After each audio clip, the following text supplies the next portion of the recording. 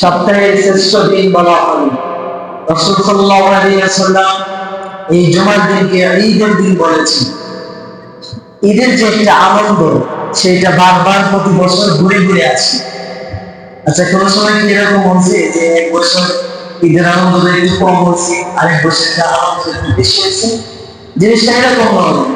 ঈদ বারবার আনন্দ নিয়ে মানুষের কাছে ঘুরে আসে। প্রত্যেকটি বছরে আল্লাহ পাক রব্বুল আলামিন ঈদ দান করেছে। ঈদের দিন রাসূল সাল্লাল্লাহু আলাইহি ওয়াসাল্লাম আতর লাগাতেন। এই জুমার দিনেও বারবার প্রতি সপ্তাহে একদিন, 7 দিনের মধ্যে ইয়ামুল জুমআ আপনাদের মাঝে আনন্দ নিয়ে, সুখ নিয়ে, রহমত নিয়ে এই জুমার দিন নাযিল হয়। প্রত্যেক ইয়ামুল জুমআ রাসূল সাল্লাল্লাহু আলাইহি ওয়াসাল্লাম এই জুমার বারে সুগন্ধি ব্যবহার করতেন এবং বলতেন, সকল দুর্গন্ধ আসে জাহান্নাম থেকে এবং সকল সুগন্ধ আসে জান্নাত থেকে।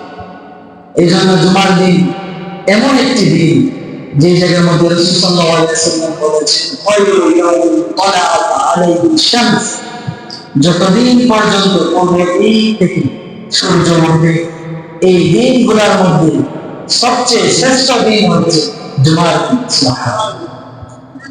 রাসূল সাল্লাল্লাহু আলাইহি ওয়াসাল্লাম বলেন, জুমার দিন এমন একটি দিন যে দিন খলিফা আদম আলাইহিস সালামকে সৃষ্টি করা হয়েছে, ওয়াউদখিলাল জান্নাহ, এবং এই জুমার দিন হযরত আদম আলাইহিস সালামকে জান্নাতে প্রবেশ করানো হয়েছে। ওয়াউখরিজা মিনহা, এই জুমার দিনে আবার আদম আলাইহিস সালামকে জান্নাত থেকে দুনিয়ার মধ্যে পরীক্ষা করার জন্য পাঠানো হয়েছে।